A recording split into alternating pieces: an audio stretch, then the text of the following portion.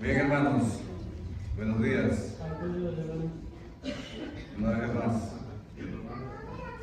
Buenos días, hermano.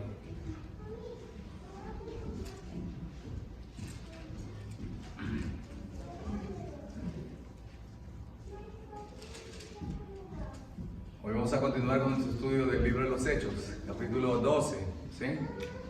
Y bueno, quiero pedirle al Señor, no estoy muy bien de mi garganta, hermano, así que espero que el Señor me dé, no creo que les pueda predicar mucho, pero que me dé la fuerza para poder, todavía no estoy totalmente sano. Padre, te doy gracias en esta mañana, Señor, por la bendición que tienes para con nosotros, de poder tenernos aquí, Señor, como tu iglesia, Señor. Sabemos que tu Espíritu Santo es quien nos ha traído en esta mañana y queremos, Señor, saber de ti. Queremos conocerte, queremos conocer tu voluntad, Señor. Te pedimos que nos des tu palabra, Señor, en esta mañana. Que podamos entender los misterios de tu palabra, Señor. Abre los ojos de nuestro entendimiento, nuestros oídos, para que podamos comprender tu voluntad. Y pon en nosotros ese poder para poder ponerlo por obra, Señor. También te pido por mí, Señor, para que me des la sabiduría necesaria para hacer este mensaje sencillo, Señor, y que pueda llevarlo, que no sean mis pensamientos, que no sean mis principios teológicos, Señor, sino que puedan ser simplemente todo dirigido por tu Espíritu Santo para conocer tu palabra, Señor, tal como tú le pusiste desde el principio. Haz de mí un instrumento, Señor, y que no solamente mis hermanos puedan aprender, sino también yo a través de esta enseñanza, Señor. Te pido esto en el nombre de Jesucristo, Señor, y en Él te damos las gracias. Amén. Amén. Bien, hermanos, como hemos estado siguiendo el estudio del libro de los Hechos, hemos escogido este tema, el libro de los Hechos, justamente porque somos una iglesia nueva que está empezando. ¿Y qué mejor ejemplo podemos tomar de los hechos de los apóstoles, cuando la iglesia empezó sus primeros comienzos? Y habrá cosas que se van a adaptar a nosotros y otras no, porque había cosas que se adaptaban solamente a la cultura judía. Sin embargo, hay principios fundamentales que nos ayudan y podemos ver el mover de la iglesia en toda la historia, y vamos a ver que la historia no cambia. La iglesia siempre va a tener un patrón. Y ese patrón lo vemos registrado en el libro de los Hechos. ¿Cuál es? Es que la iglesia, el Señor va a mover a su iglesia para predicar las buenas noticias de salvación. Y siempre va a haber oposición. Es lo que hemos estado viendo con el apóstol Pedro. Cada vez que se ha levantado a predicar, ¿qué es lo que ha pasado? Se levantan en contra de él. Ya es 2 veces ha estado preso. Y hoy vamos a ver por tercera vez cómo él otra vez va a ser preso, pero esta vez la intención del rey Herodes, que es quien lo apresa, es llevarlo a la muerte. ¿Okay? Entonces el tema de hoy es cómo Satanás se levanta, el enemigo, el adversario, se levanta en contra de los planes y los propósitos de Dios. Pero vamos a ver la victoria de nuestro Señor, porque aquel que dijo que las puertas del Hades no prevalecerían contra la iglesia del Señor, Él es fiel y verdadero, y su palabra es verdad. Y hoy vamos a ver en el libro de los Hechos de que esto es así. Vamos a encontrar muchos detalles, así que quiero que les presten mucha atención a lo que el Señor tiene para hablarnos en esta mañana. Amén. Vamos a hacer una breve, no se asusten por eso, es el agua. Sí. Miren. El capítulo 11 que le explicó nuestro hermano la semana pasada, ustedes recordarán, ¿no? ¿Qué estaba aconteciendo? Vamos a hacer un poquito de recapitulación. Pedro tenía algo en su cabeza. Su cultura le impedía llevar el mensaje de salvación a los gentiles. Era difícil e imposible por su forma cultural. Ellos no podían tener contacto con los gentiles, con las personas que no eran judías. Era una abominación y, como lo habíamos visto, era para ellos ilegal. Imagínese usted un acto ilegal. Nos da miedo a nosotros, ¿cierto? Saber de que, yo estoy, de pronto, puedo decir, yo estoy ilegal en este país y no quiero acercarme donde haya policías o cosas así, o tratar de quebrantar la ley. Uno anda con ese temor, porque esa palabra ilegal es la misma que utiliza el apóstol cuando dice, ustedes saben cuán ilegal es entrar en casa de un gentil. Culturalmente, ellos no podían entrar, pero la ley de Dios no decía eso. Esa era la ley de los ancianos, de los judíos ancianos que habían puesto sus tradiciones y sus interpretaciones y mandamientos por encima de la ley de Dios. Pero jamás Dios en la ley había puesto como ilegalidad entrar en la casa de un extranjero. Es más, en parte de los mandamientos del Señor, en uno de sus mandamientos decía, no afligirás al extranjero, porque extranjero fuiste en Egipto. Dios tenía cuidado del extranjero. Además, en la ley estaba escrito que Dios tiene cuidado del huérfano, de la viuda y del extranjero. Sin embargo, su cultura no le impedía que él pueda hacer la voluntad de Dios. ¿Y qué hizo el Señor? ¿Recuerdan? Le envió una visión. Y a veces es necesario que Dios envíe visiones, pero no para decir, que Dios me mostró una visión. No, porque estamos tan apartados o tan impedidos de ver la voluntad, de hacer la voluntad de Dios, que Dios tiene que enviarnos una visión. Y fue lo que hizo con el apóstol Pablo. ¿Recuerdan? Bajó un lienzo y le mostró animales impuros que no se podían comer en la ley. Y él le dice, Pedro, mata y come. Señor, no, porque nada inmundo, nada he comido jamás.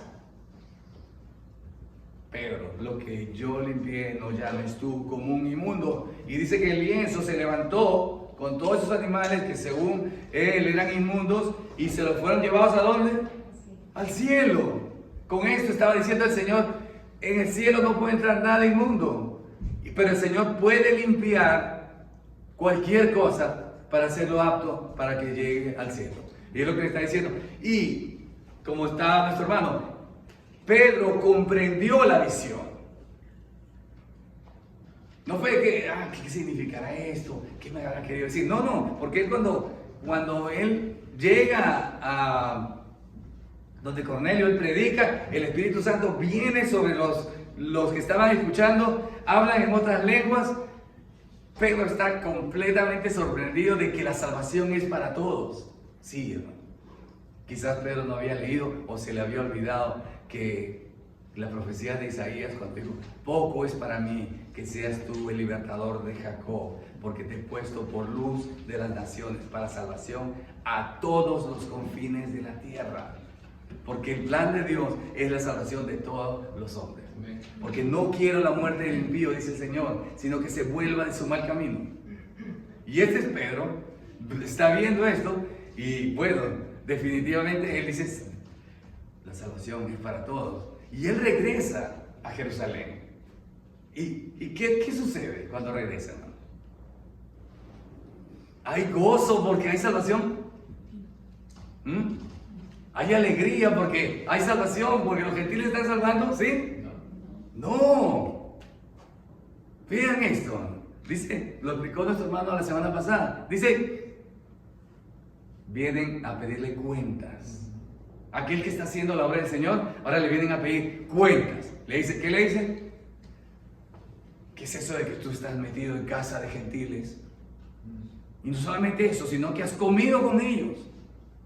Vienen a reclamarle cosas. No le dijeron si está haciendo la voluntad de Dios. No. Vinieron a reclamarle al apóstol Pedro porque, en otras palabras, ¿por qué estás haciendo la voluntad del Señor? Se podría decir.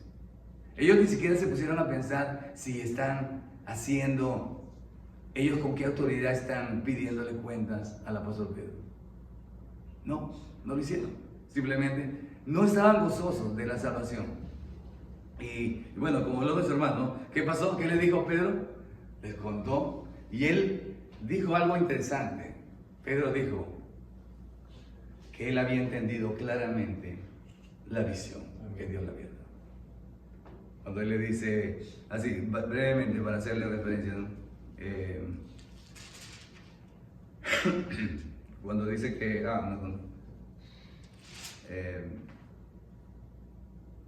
entonces me acordé de lo hecho por el Señor cuando dijo, Juan ciertamente bautizó con agua, y vosotros seréis bautizados con el Espíritu Santo.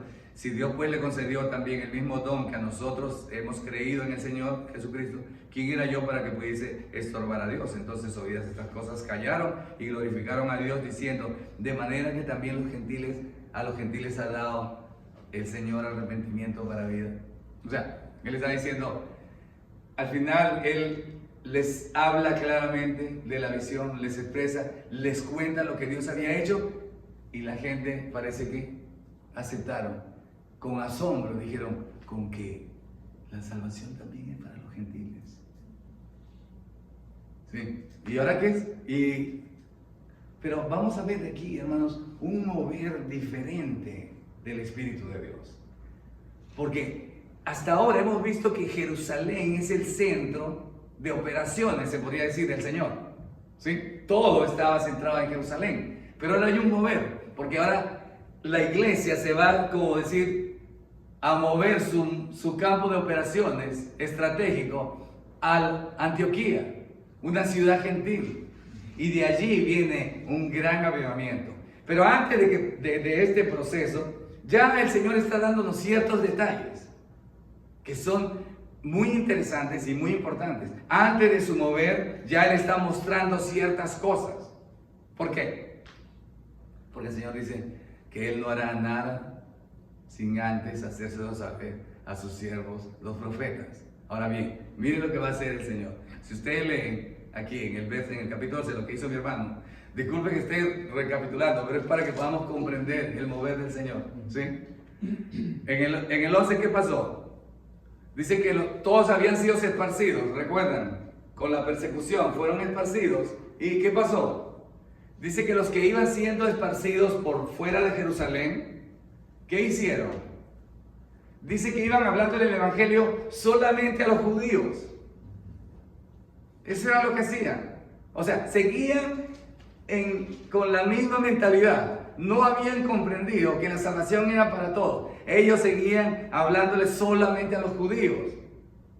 Pero dice que hubo unos griegos que decidieron también hablar a los gentiles, a los griegos.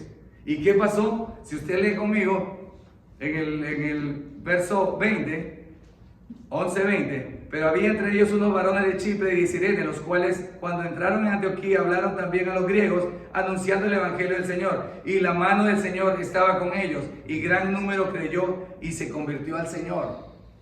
Y la noticia llegó hasta Jerusalén, dice. Ha ido la iglesia que estaba en Jerusalén y enviaron a Bernabé para que fuese a Antioquía. Es decir, viene un avivamiento, hay personas que se cierran y no están predicando el Evangelio a los gentiles, pero hay un grupo que sí decidió obedecer el mandato de nuestro Señor Jesucristo, que dijo, id por todo el mundo y predicad el Evangelio a todas las naciones. Amén. Y ellos están creyendo. Y hermanos, les voy a decir una cosa, estos hombres que decidieron predicar el Evangelio son los que continúa hablando el libro de los Hechos, porque usted no va a encontrar más historias de estos hombres que no hablaron la palabra a otros. Aquí termina, aquellos que no hablaron no hay historia, se terminó. Dice que nadie hablaba a otras personas sino a judíos, de ellos no se cuenta más historia. El libro de los Hechos consta de aquellos que decidieron abrir sus labios y enseñar el Evangelio a todo el mundo. Y si usted y yo queremos ser parte del Hechos 29, ¿usted sabe lo que dice Hechos 29? Léalo conmigo. ¿Qué dice?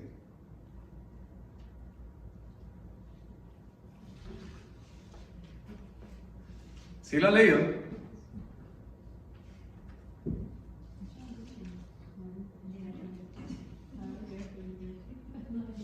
¿Qué les parece? El versículo 29. No, el capítulo 29. Capítulo 29.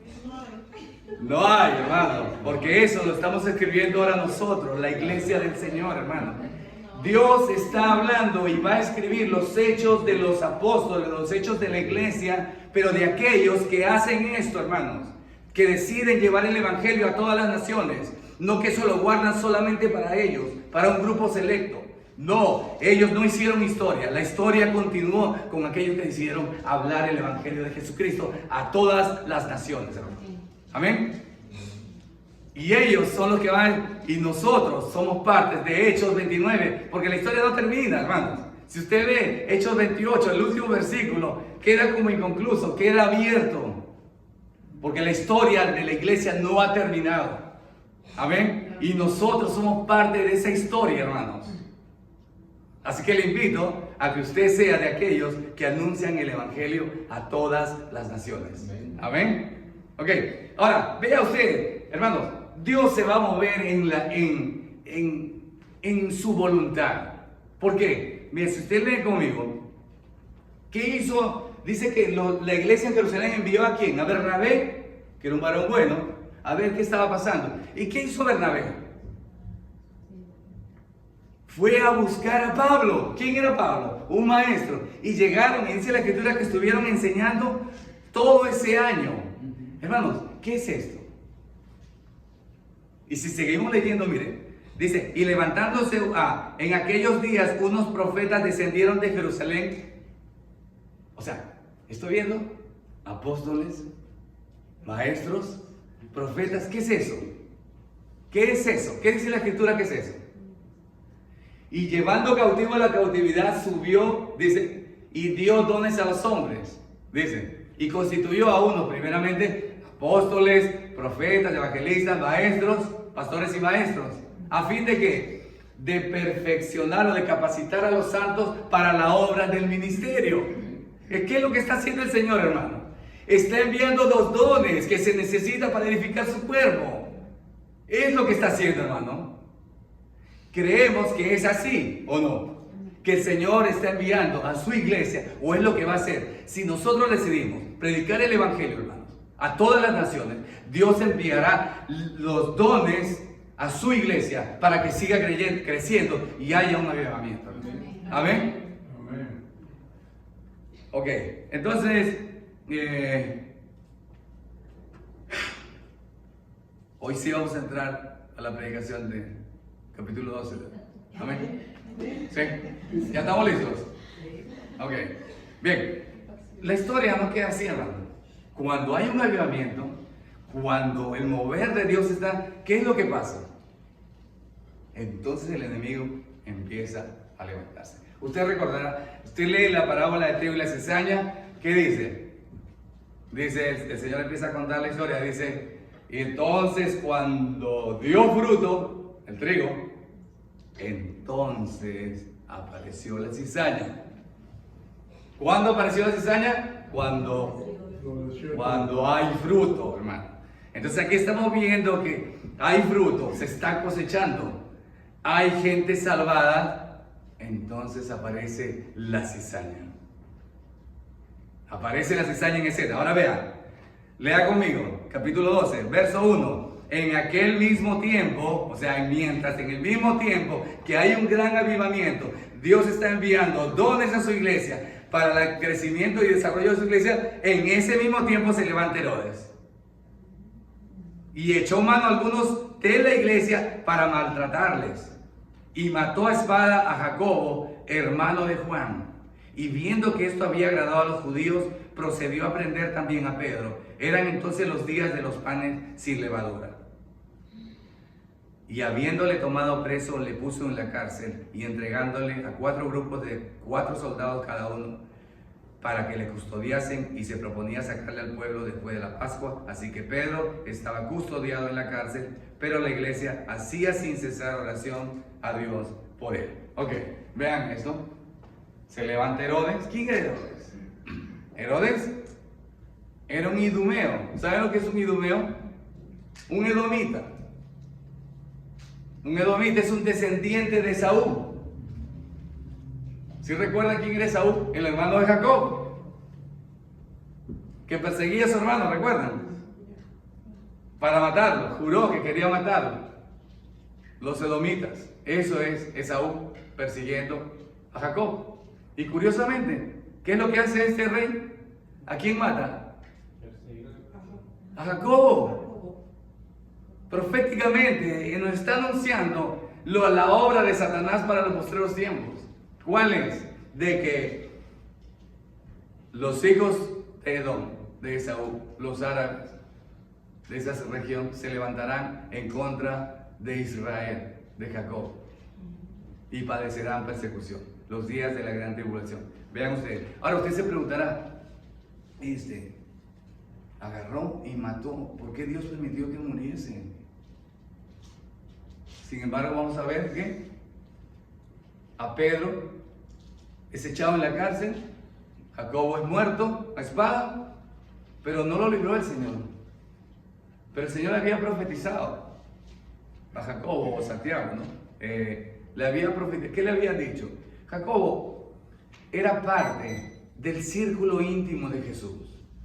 Ustedes recordarán que siempre Jesús, o no siempre, pero en ciertas ocasiones, momentos especiales, Él decía, y llamó a Pedro, Jacobo, o Pedro, Santiago y Juan. Era parte de su grupo íntimo, y este Jacobo, o Santiago, es el mismo, era parte del grupo íntimo del Señor. Es decir, era un golpe duro para la iglesia. No era alguien cualquiera. Era alguien que pertenecía bien cercano al Señor. Y fue atacado directamente a las cabezas. ¿Lo vieron? El ataque del enemigo dijo, hey, vamos a acabar con los principales. Pedro andaba con el Señor, es el que estaba moviéndose. Jacobo fue parte de ese círculo. Y Juan, bueno, el apóstol Juan.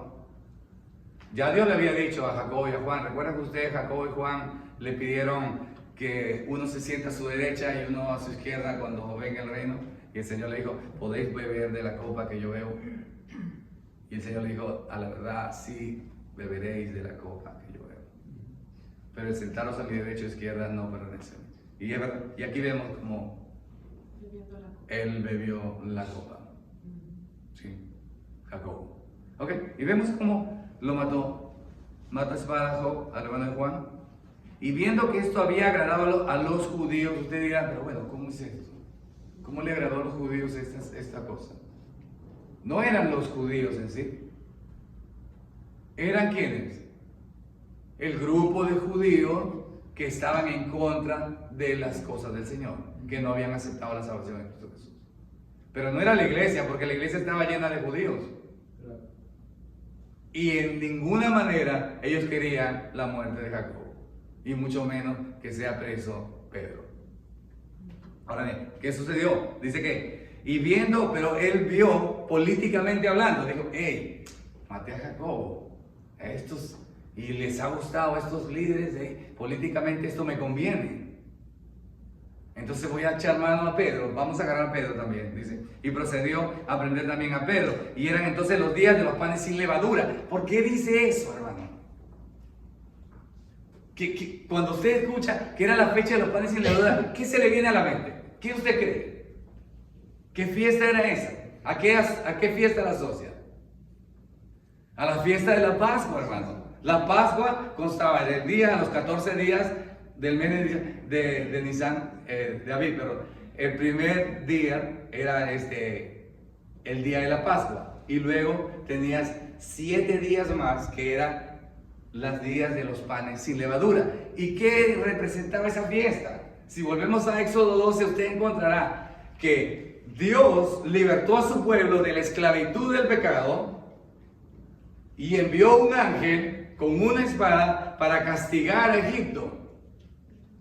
Y libertó a su pueblo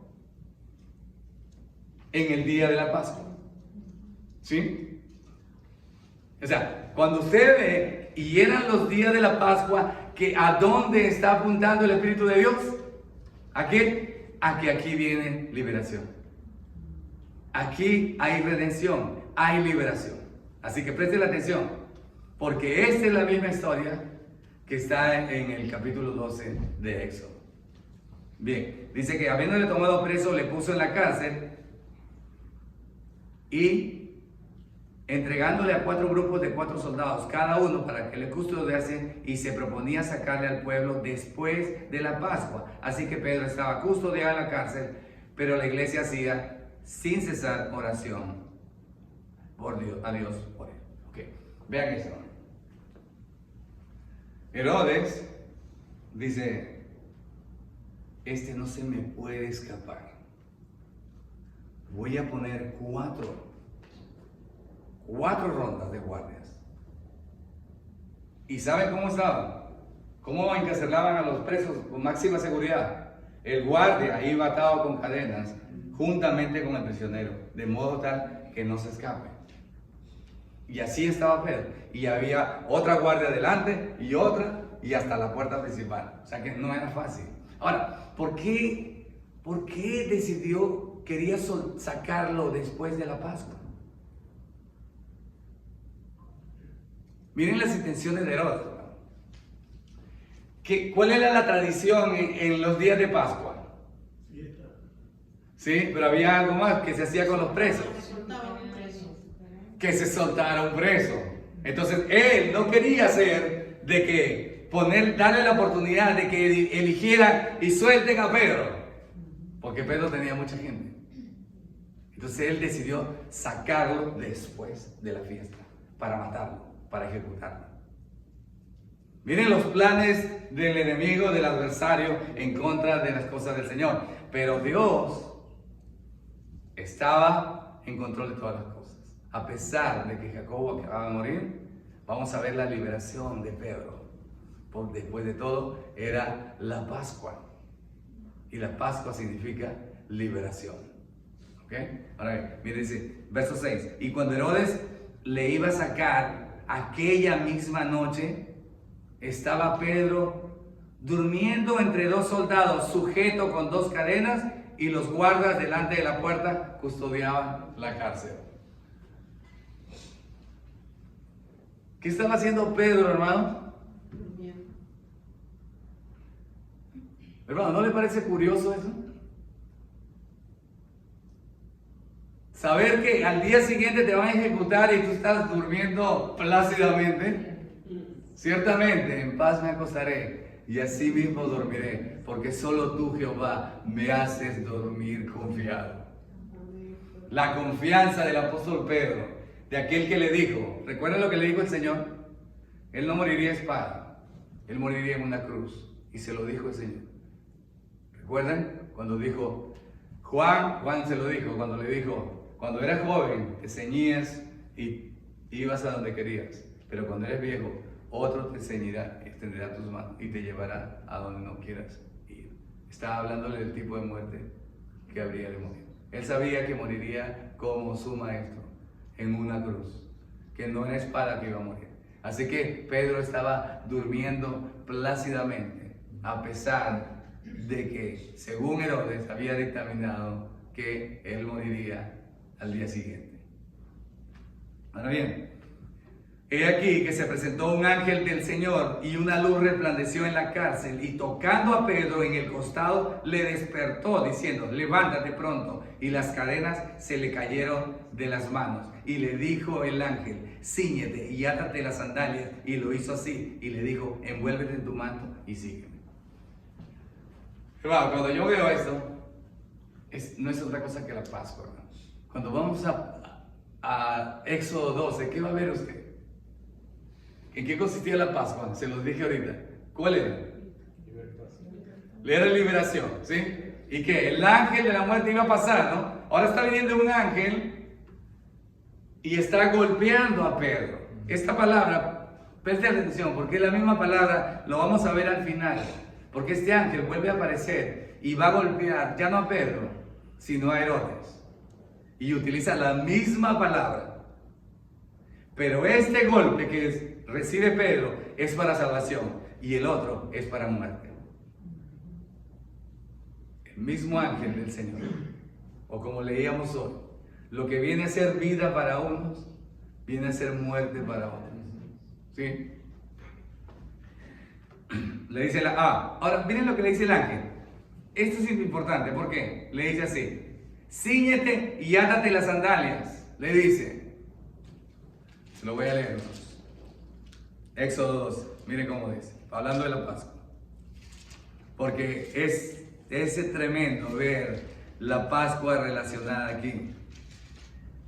Éxodo 12, verso 11, mire cómo dice: y lo comeréis así, ceñidos vuestros lomos, vuestros calzados en vuestros pies, vuestro bordón en vuestra mano, y lo comeréis apresuradamente. Es la Pascua de Jehová. Vístete, cíñete, vístete tus sandalias, es lo que está llamando. Es la hora de la libertad. Y tienes que salir apresuradamente. La redención es así, hermanos.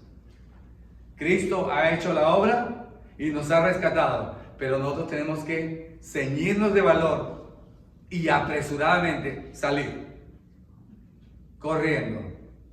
Esto no es para pensarlo quizás otro día, déjame ver qué hago. No.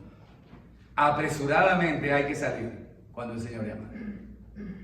Hoy es el día de la salvación y ese era el día para Pedro. Fíjese, le dijo: átate la sandalia, y lo hizo así, obediencia, y le dijo: envuélvete en tu manto y sígueme. Y saliendo le seguía, pero no sabía que era verdad lo que hacía el ángel, sino que pensaba que veía una visión. Y habiendo pasado la primera y la segunda guardia, llegaron a la puerta de hierro que daba a la ciudad, la cual se le abrió por sí misma. Me gusta la palabra. Esa palabra me gusta en el griego, en el original, porque es automático. ¿A qué le suena automático? Automático. Dice que se abrió por sí mismo.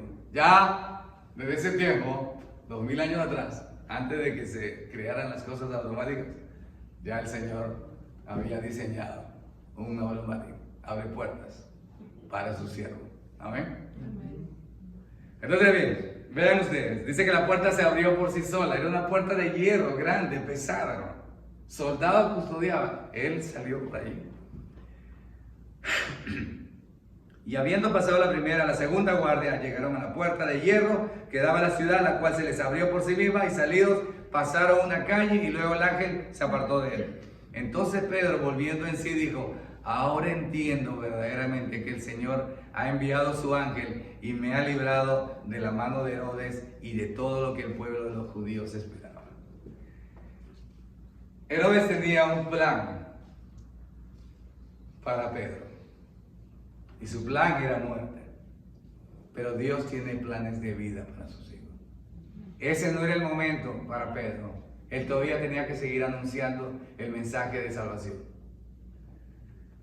Entonces Pedro, verso 12, véanme conmigo. Y habiendo considerado esto, llegó a casa de María, la madre de Juan, el que tenía por sobrenombre Marcos, donde muchos estaban reunidos orando.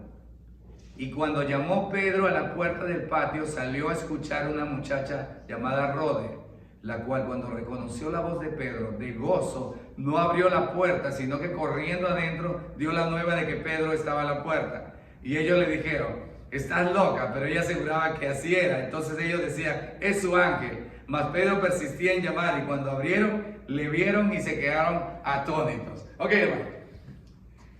Si volvemos acá al verso 5, ¿qué dice? Así que Pedro estaba custodiado en la cárcel, ¿pero qué? Pero la iglesia hacía sin cesar oración a Dios por él. ¿Qué estaba haciendo la iglesia?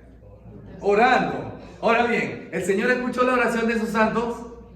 Sí, porque le envió un ángel para libertarlo. Pero ahora que la oración ha sido contestada, ¿qué pasó? No lo creen, hermano. Es increíble. No lo creen.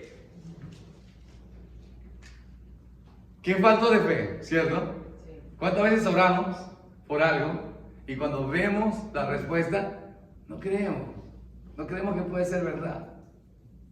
Pero es así. Miren usted. Ellos no creyeron a esta joven.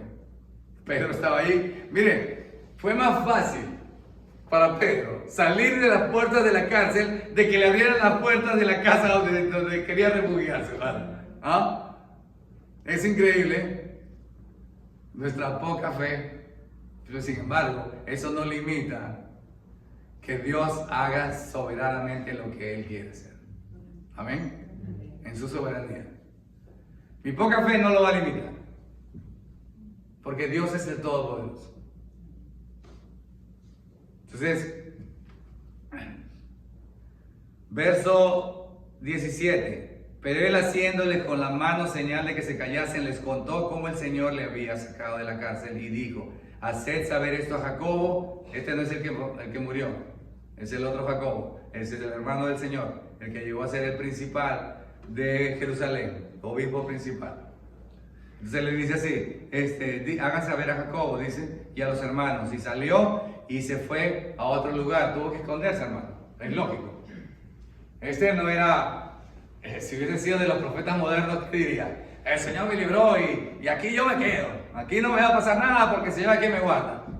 No, él fue a esconderse, porque el Señor lo libró, pero no te encerrarás al Señor tu Dios. Te estoy salvando, hay un peligro inminente, ve, escóndete. Tal como le dijo el Señor a Elías: ve y escóndete en el arroyo de Querit, porque he ordenado que los cuervos te den de comer. Dios nos envía a veces a escondernos, hermanos, y no es de cobardía, es sensatez simplemente. ¿Sí?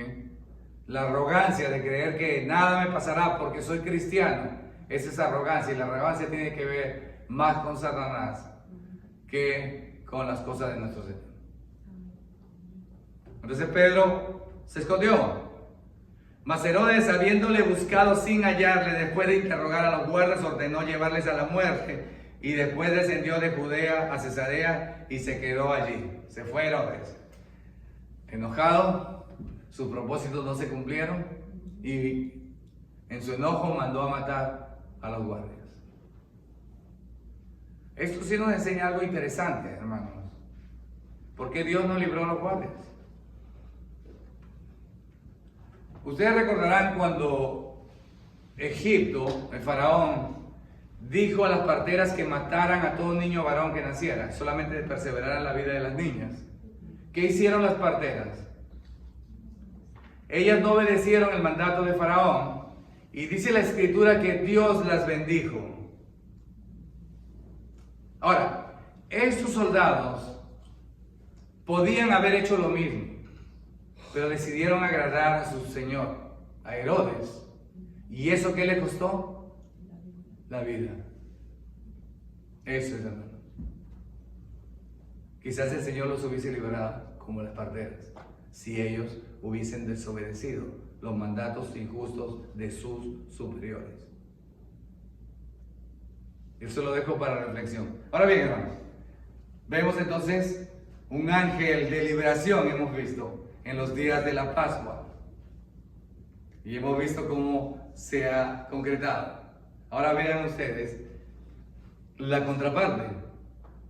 Porque en los días de Pascua también vino un ángel que mató a todo primogénito de Egipto. ¿Recuerdan la historia, no? Ok, ahora bien. Y Herodes estaba enojado contra los de Tiro y de Sidón, pero ellos vinieron de acuerdo ante él, y sobornado Blasto, que era camarero mayor del rey, pedían paz porque su territorio era abastecido por el del rey. O sea, el rey Herodes tenía sus problemas y sus conflictos con la región de Tiro y Sidón, que eran regiones costeras en el Líbano. Tenía sus problemas políticos. Pero estos hombres de Tiro y Sidón sobornaron a Blasto, que era el camarero del rey, para que intercediera y lograran un acuerdo de paz. Y bueno, lograron el acuerdo, para decir, y vean esto, y un día señalado, en un día especial, puede ser algún 4 de julio, por decir así, era un día especial, un día señalado, en los cuales los reyes suelen dar sus anuncios y cosas, ¿no? Era un día señalado. En el día señalado, este Herodes, vestido de ropas reales, dice, se sentó en el tribunal y les arengó. Les habló bien vestido, con sus ropas de gala, todo un rey. ¿Y qué hicieron estos hombres? Vean. Y el pueblo aclamaba gritando, voz de Dios y no de hombre. O sea, ¿qué estaban haciendo? El pueblo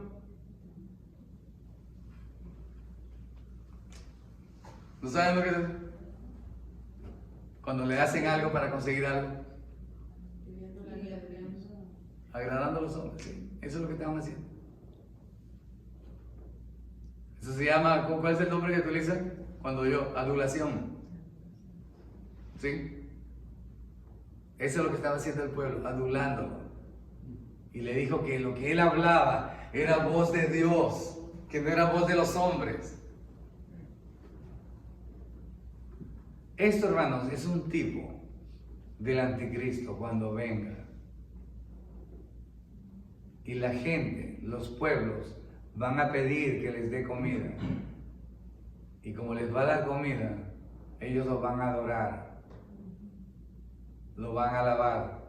Pero vean el final, porque eso no termina así. Voz de Dios y no de hombre, decía. Y al momento, un ángel del Señor le hirió. Esa palabra es la misma, como le dije al principio, que le dijo a Pedro. Le tocó, le golpeó, le hirió. Es la misma palabra, dice. Le hirió por cuanto no dio la gloria a Dios y expiró comido de gusanos.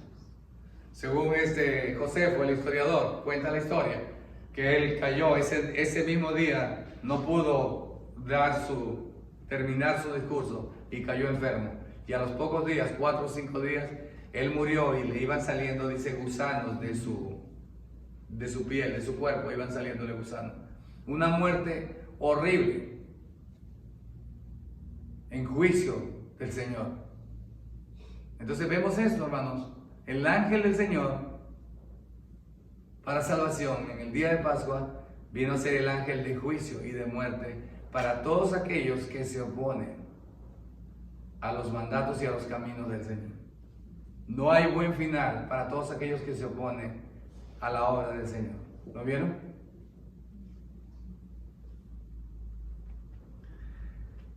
Final, 24 y 25. Lea conmigo. Pero la palabra del Señor crecía y se multiplicaba. Y Bernabé y Saulo, cumplido su servicio, volvieron a Jerusalén, llevando también consigo a Juan, el que tenía por sobrenombre Marcos. ¿Ok? Aquí vemos algo, hermano. Herodes mató a Jacobo. Quiso atrapar a Pedro, pero ¿qué sucedió? ¿Cuál fue el resultado final? El resultado final es que la palabra de Dios crecía y se multiplicaba. ¿Sí? Nada va a entorpecer los planes de Dios, hermano. No hay nada ni nadie que pueda detener la obra del Señor. Amén.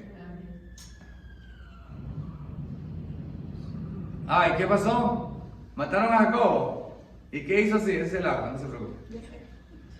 Y Bernabé y Saulo, cumplido su servicio, recuerda que habían estado en Antioquía, volvieron, dice, de Jerusalén. ¿Cuál servicio? Y Bernabé y Saulo, cumplido su servicio, volvieron de Jerusalén, llevando también consigo a Juan Marcos. Ahora aparece en escena otra persona.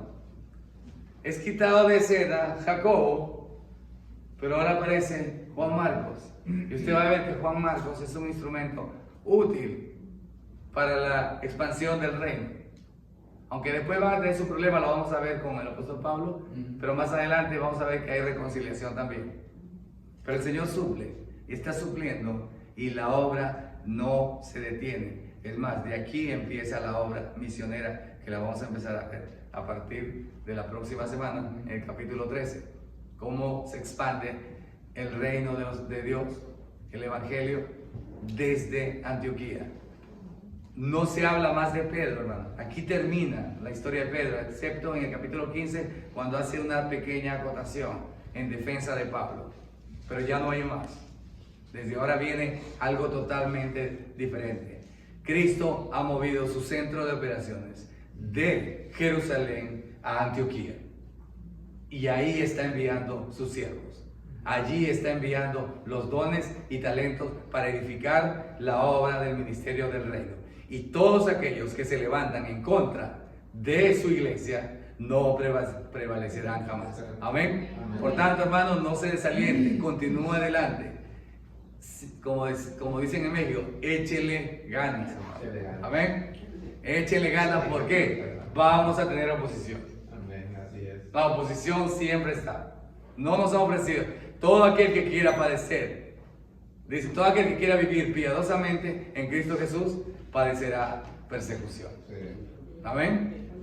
Entonces, hermanos, que no nos sorprenda eso. Es más, preocúpese si no lo persigue. Eso sí. Si usted está tranquilo y nadie lo aborrece y nadie le pelea, preocúpese porque definitivamente no está dentro del plan de Dios. No está haciendo la voluntad del Señor. Amén. Amén.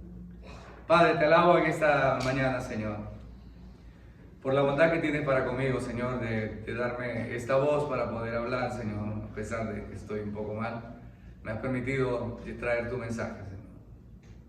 Y te doy gracias, Señor, porque sé que nos has hablado y has confortado nuestros corazones para continuar, Señor, adelante, para no temer, Señor, a ninguna oposición, sino al contrario, seguir llevando tu mensaje de salvación a todas las naciones, Señor. Te pido, Señor, por cada uno de los que están aquí, mis hermanos, para que sigas llenándolos de la presencia de tu Espíritu Santo, Señor. Que puedas fortalecerlos, Señor. Y si hay algunos no creyentes, Padre, personas que no hayan creído, yo le invito, querido amigo, amiga, si no has creído aún en la salvación que es en Cristo Jesús, he aquí el Señor ha enviado su ángel, su mensajero, con buenas noticias de salvación, si creemos en Cristo Jesús. Más también hay un mensaje de juicio para todos aquellos que no creen, como en este caso Herodes y sus guardias, que no obedecieron al mandato de Dios. Te invito a que recibas la salvación que es en Cristo Jesús. Y bueno, te damos gracias, Señor, por todo lo que haces por nosotros. En nombre de Jesús. Amén. Bien, hermano. Pase nuestro hermano.